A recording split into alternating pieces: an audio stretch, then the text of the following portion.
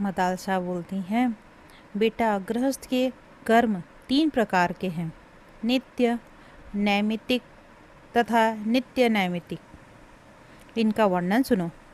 पंच यज्ञ संबंधी कर्म जिसका भी वर्णन किया है वह नित्य कहलाता है। पुत्र जन्म आदि के उपलक्ष्य में किए हुए कर्म को नैमित्तिक कहते हैं। पर्व के अवसर पर जो श्राद्ध आदि किए जाते हैं उन्हें विद्वान पुरुषों को नित्य नैमित्तिक कर्म समझना चाहिए। उनमें से नैमित्तिक कर्म का वर्णन करती हूँ। अभ्युदयिक श्राद्ध नैमित्तिक कर्म है जिसे पुत्र जन्म के अवसर पर जातक कर्म संस्कार के साथ करना चाहिए। विवाह आदि में भी जिस कर्म से वह बताया गया है भली भांति उसका अनुष्ठान करना उचित है। नांदी मुख नाम के जो पितर हैं उन्हीं का इसमें पूजन करना चाहिए और उन्हें दधि मिश्रित जौ के पिंड देने चाहिए। उस समय यजमान को एकाग्रचित होकर उत्तर या पूर्व की ओर मुख करके बैठना चाहिए। कुछ लोगों का मत है कि इसमें बलि वैश्वदेव कर्म नहीं होता। अभ्युदयिक श्राद्ध में युग्म ब्राह्मणों को निमंत्रित करना और प्रदक्षिणा पूर्वक उनका पूजन करना उचित है। यह वृद्धि के अवसर पर किया जाने वाला नैमित्तिक श्राद्ध है। इससे भिन्न और्धदैहिक श्राद्ध है जो मृत्यु के पश्चात किया जाता है। मृत व्यक्ति जिस दिन जिस तिथि में मरा हो उस तिथि को एकोदृष्ट श्राद्ध करना चाहिए। उसका वर्णन सुनो। उसमें विश्व देवों की पूजा नहीं होती है, एक ही पवित्र का उपयोग किया जाता है। आवाहन तथा अग्नौकरण की क्रिया भी नहीं होती है। ब्राह्मण के उच्छिष्ट के समीप प्रेत को तिल और जल के साथ अपसव्य होकर अर्थात जनेऊ को दाहिनी कंधे पर डालकर उसके नाम गोत्र का स्मरण करते हुए एक पिंड देना चाहिए। तत्पश्चात हाथ में जल लेकर कहें, अमुक के श्राद्ध में दिया हुआ अन्न पान आदि अक्षय हो। यह कहकर वह जल पिंड पर छोड़ दें। फिर ब्राह्मणों का विसर्जन करते समय कहें, आप लोग सब तरफ से प्रसन्न हो। उस समय ब्राह्मण लोग यह कहें, हम भली भांति संतुष्ट हैं। यह एकोदिष्ट श्राद्ध 1 वर्ष तक प्रति मास करना उचित है। वर्ष पूरा हो जाने पर जब भी श्राद्ध किया जाए पहले सपिंडीकरण करना आवश्यक होता है। उसकी भी विधि बतलाई जाती है। यह सपिंडीकरण भी विश्व देवों की पूजा से रहित होता है। इसमें एक भी अर्ध और एक ही पवित्र का विधान है। अग्नौकरण और आवाहन की क्रिया इसमें नहीं की जाती है। अर्थात जिस प्रकार हम देवी देवताओं की पूजा में अग्नि को साक्षी मानते हैं, किंतु श्राद्ध में इस प्रकार का अग्नि का आवाहन करके क्रिया इसमें नहीं की जाती। इसमें अपसव्य होकर अयुग्म ब्राह्मणों को भोजन कराना चाहिए। इसमें जो विशेष क्रिया है उसे बतलाती हूँ, एकाग्रचित होकर सुनो। इसमें तिल, चंदन और जल से युक्त 4 पात्र होते हैं।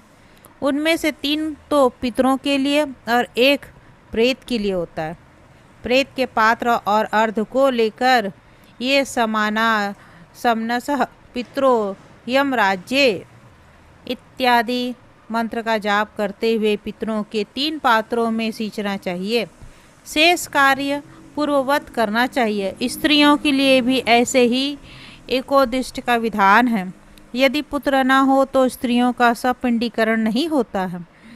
पुरुषों को उचित है कि वे स्त्रियों के लिए भी प्रतिवर्ष उनकी मृत्यु तिथि को विधि पूर्वक एकोदिष्ट श्राद्ध करें। उनके लिए भी पुरुषों के समान ही विधान है।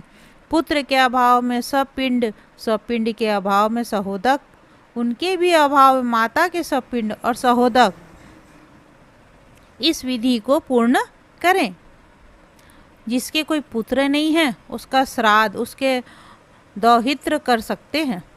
पुत्री के पुत्र नाना का नैमित्तिक श्राद्ध करने के भी अधिकारी हैं। ऐसे पुत्र नाना और बाबा दोनों का नैमित्तिक श्राद्ध में भी विधि पूर्वक पूजन कर सकते हैं। कोई भी न हो तो स्त्रियां ही अपने पतियों का मंत्रोच्चारण किए बिना श्राद्ध कर सकती हैं। वे भी ना हो तो राजा अपने कुटुंबी मनुष्य से अथवा मृतक के सजातीय मनुष्यों द्वारा दाह आदि संपूर्ण क्रियाएं पूर्ण करावें, क्योंकि राजा सब वर्णों का बंधु होता है। सब पिंडीकरण के पश्चात पिता के प्रपितामह लेप भाग भोजी पितरों के श्रेणी में चले जाते हैं। उनके पितृ पिंड पाने का अधिकार नहीं रहता। उनसे आरंभ करके 4 पीढ़ी ऊपर के पितर जो अब तक पुत्र के लेप भाग का अन्न ग्रहण करते हैं उसके संबंध से रहित हो जाते हैं। अब उनको लेप भाग का अन्न पाने का भी अधिकार नहीं रहता। वे संबंधहीन अन्न का उपभोग करते हैं। पिता, पितामह और प्रपितामह, इन 3 पुरुषों को पिंड के अधिकारी समझना चाहिए। इनसे अर्थात पिता के पितामह से ऊपर जो 3 पीढ़ी के पुरुष हैं वे लेप भाग के अधिकारी हैं। इस प्रकार 6 ये और 7वां यजमान, सब मिलाकर 7 पुरुषों का घनिष्ठ संबंध होता है, ऐसा मुनियों का कथन है। यह संबंध यजमान से लेकर ऊपर के लेप भाग भोजी पितरों तक का माना जाता है। इनसे ऊपर के सभी पितर पूर्वज कहलाते हैं। इनमें से जो नरक में निवास करते हैं वे पशु पक्षी की योनि में पड़े हैं, तथा जो भूत प्रेत आदि के रूप में स्थित हैं उन सबको विधि पूर्वक श्राद्ध करने वाला यजमान तृप्त करता है। किस प्रकार तृप्त करता है यह भी बतलाती हूँ। मनुष्य पृथ्वी पर जो अन्न बिखेरते हैं उससे पिशाच योनि में पड़े हुए पितरों की तृप्ति होती है।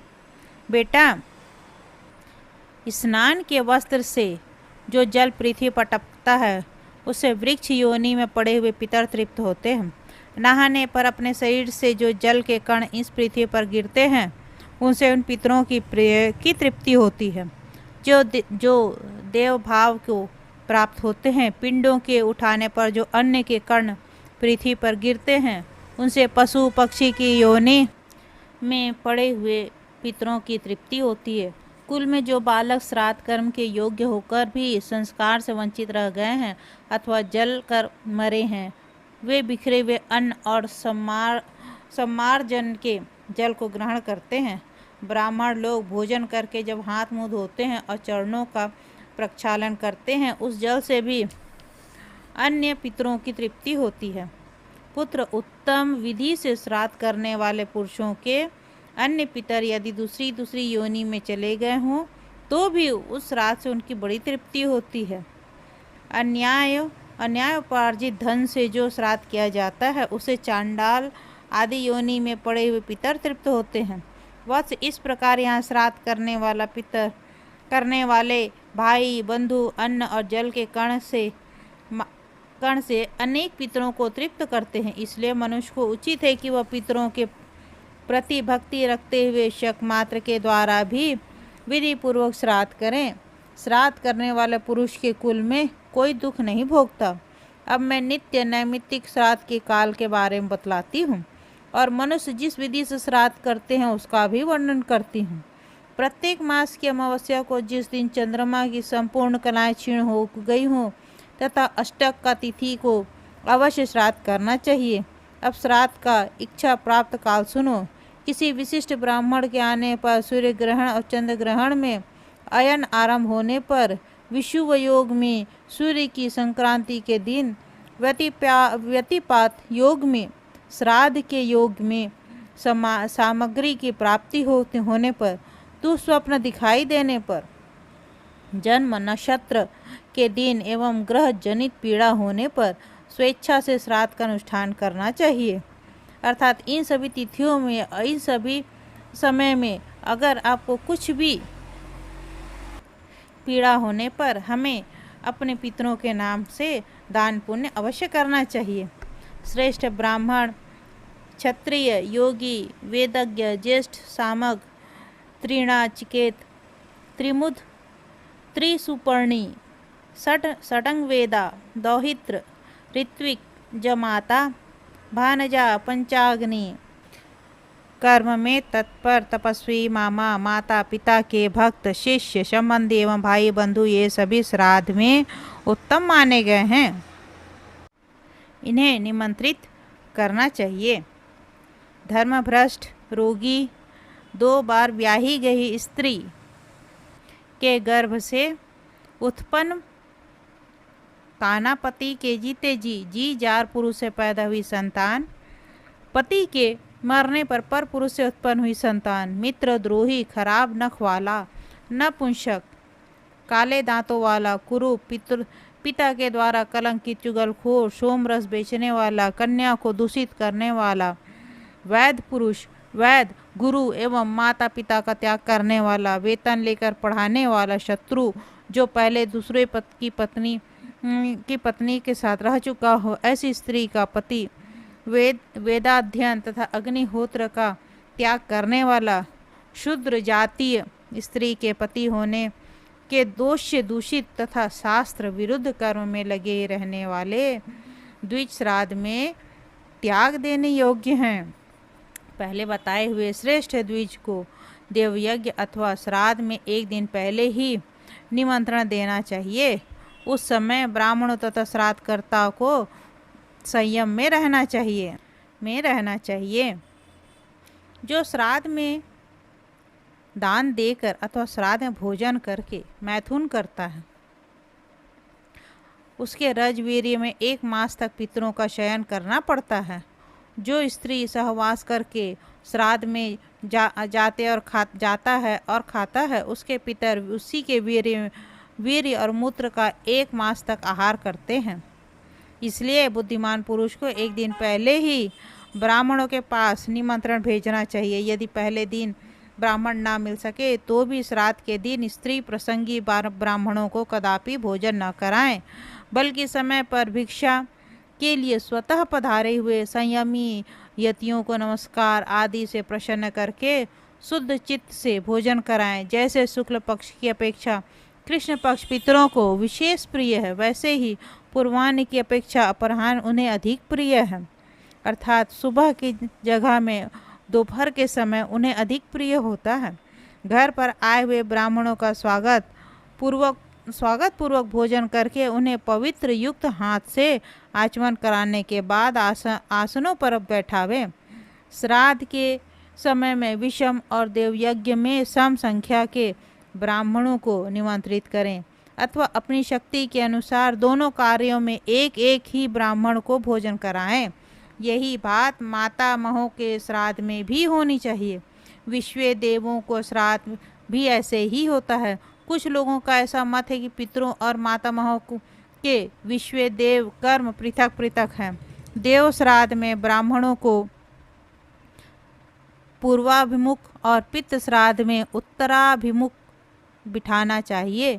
माता महों के श्राद्ध में भी मनीषी पुरुषों ने इसी विधि का प्रतिपादन किया है। पहले ब्राह्मणों को बैठने के लिए कुछ देकर विद्वान पुरुष अर्घ आदि से उसकी पूजा करें, फिर उससे उन्हें पवित्रक आदि देकर उनसे आज्ञा लेकर मंत्रोच्चारण पूर्वक देवताओं का आह्वान करें। तत्पश्चात जौ और जल आदि से विश्व देवों का अर्घ देकर गंधक, पुष्प, माला, जल, धूप और दीप आदि विधि पूर्वक निवेदन करें।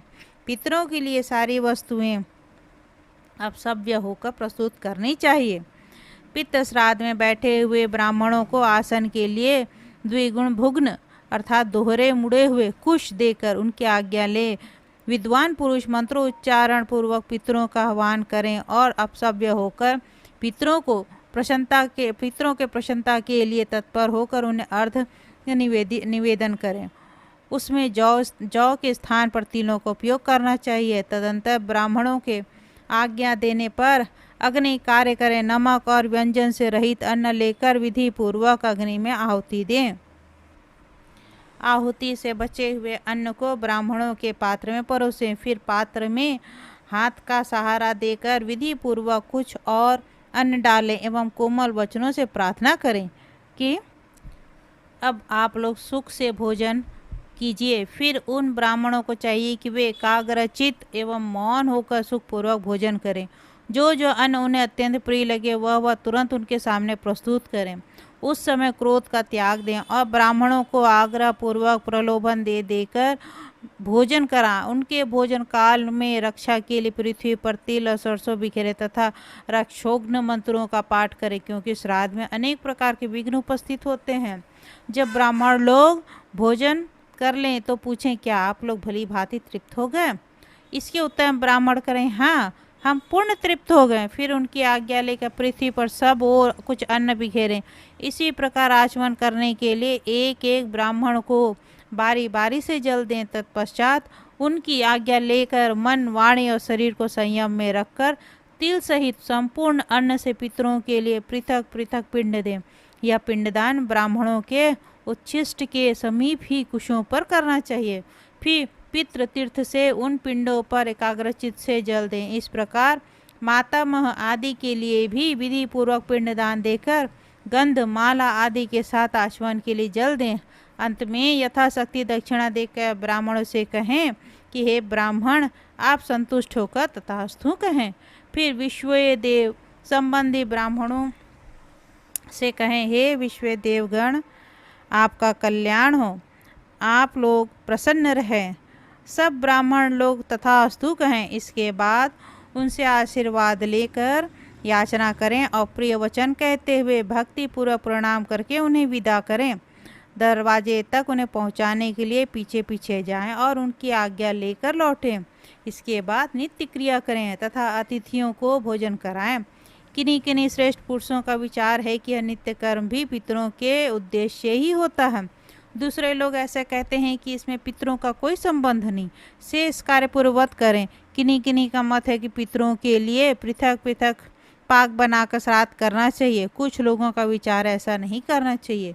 इसके बाद यजमान अपने भृत्य आदि इसके साथ अवशिष्ट अन्न भोजन करें। धर्मज्ञ पुरुष को इस प्रकार एकाग्रचित होकर पितरों का श्राद्ध करना चाहिए और जिस प्रकार ब्राह्मणों को संतुष्ट हो वैसी चेष्टा करनी चाहिए।